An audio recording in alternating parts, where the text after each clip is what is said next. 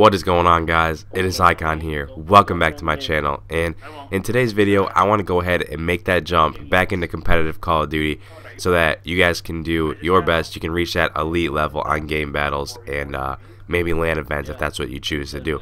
So first of all, we're playing Warhawk Search and Destroy, and as this plays out, I'm going to explain what exactly is going on without this game. So first of all, let's go ahead and pause it right here. Alright guys, so as we bring up this map overhead of Warhawk, first of all I just want to say, I'm not trying to make this as artistic as possible, I'm just trying to give you guys the basics. So the green star is where we spawn, the red star is where the enemy team spawns, and then the green line is what you saw in that very first part of the round. So what I'm doing is I'm running strong arm and I have stuns.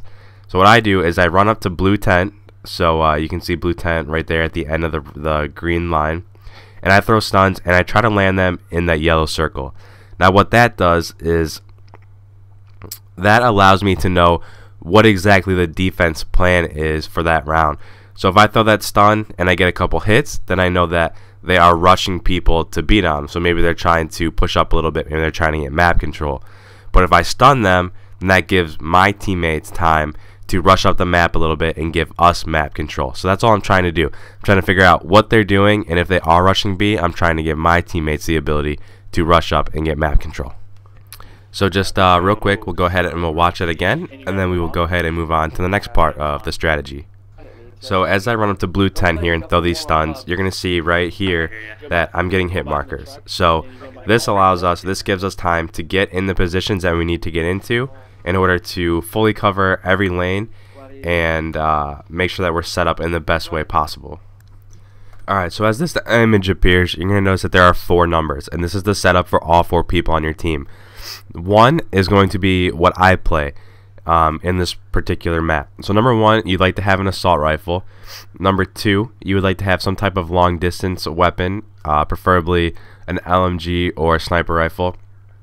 Number 3, you would like to have maybe an SMG because he's going to be your bomb planner. And number 4, you'd also like to have an assault rifle. So as we bring up this next image, you're going to see a lot of things that might kind of throw you off at first. It might be a little bit confusing. So first of all, the green lines that are coming from the numbers are the way that you want to be looking. So like I said in this video, I'm playing the role of number 1, so I want to watch our back alley flank. Now the opposing team, they have 4 different places that everybody goes to try to counter a B plant. So the far left circle, that is called satellite or water tower. The circle next to it is called tin. Then you have the middle alley rush, and then you have the flank rush, which is all the way on the right arrow. So you can see with this setup, we have eyes on every direction, and at this point in time, you want to take a solid 40 seconds or so to understand where the enemies are, to go ahead and put your strategy into place, and to try to pick somebody off before you go ahead and try to plant a bomb. So as we go ahead and get back into this, you're going to see that I am in that number 1 position that I was talking about on the map. I'm just watching our flank. Once the enemy realizes that we aren't at A, they're going to go ahead and they're going to push around that backside and try to come behind us. So right now, my teammate planted the bomb, so I'm going to go ahead, I'm going to get closer to the bomb, so that way if one of my teammates dies, they can call out where they were, and I'll have a better chance of taking out the enemy that killed one of my teammates because I'll be closer, I'll know his position. But all the while, I'm still watching our flank, and then right here, you can see that guy came from A, so I was able to take him out. And then we just had somebody get a kill at 10, and then our last person was able to call out that the last person was over in water or satellite dish, so we were able to go ahead, we knew where he was, and we were able to get that kill. So with this, the biggest thing is that you have eyes in every direction, you're patient, you know where people are coming from, and if nobody makes a move, then maybe with 30 seconds or so is when you want to go ahead and you want to start pushing the map and trying to get the bomb down.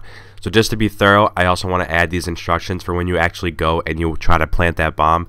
Now, most likely, you'd want to have number 4, which is the guy in loading docks. You'd want to have that guy have smoke. So that way you can throw smoke in front of B, and that will allow the third person to go ahead and plant the bomb. Now the third person, before you go to the bomb, you want to lay down a trophy system right beside the bomb. And that's because a lot of people, once they start to see the smoke, they'll realize that you're going for a bomb plant, so they'll throw nades at you. But if you have a trophy system, that'll protect you from the nades, it'll protect you from the stuns, and you'll be able to get the bomb down. Then finally, also with number 3, that person wants to be wearing incog. And I mean, honestly, that's pretty self-explanatory. Number 3 wears incog so that once he lays down, if the other people or the enemies are in water tower or tin and they have a thermal or a tracker sight, they won't be able to see him. So they might throw down shots, but they won't necessarily know where he's at. And then finally, number 2. Number 2's main job here as the bomb goes down is to watch that person's back. So it'd be beneficial for him to have a tracker sight or a thermal. That way he can look through the smoke, he can tell when people are rushing, and he can pretty much just be the all-seeing eye. He can kind of look over the map, kind of tell his teammates what's going on, and then hopefully you get the bomb down, and then you'll win the map. So as we get into the outro, guys, I just want to say thank you for tuning in to another one of my videos. A few things you can do here during the outro. You can subscribe in the top right corner if you aren't subscribed already. 2 videos on screen that you might have missed. One on the left talks about the holographic sight and some tips for using the built-in range meter. Then the video on the right talks about one of the best AR class setups for competitive use that you can use. And then there's my social media links below as well.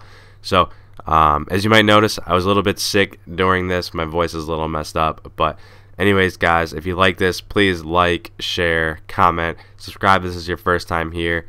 And thanks for tuning in to another one of my videos. So with that, I'll let you guys go. I hope everybody has a great night, and I will catch you next time. Peace.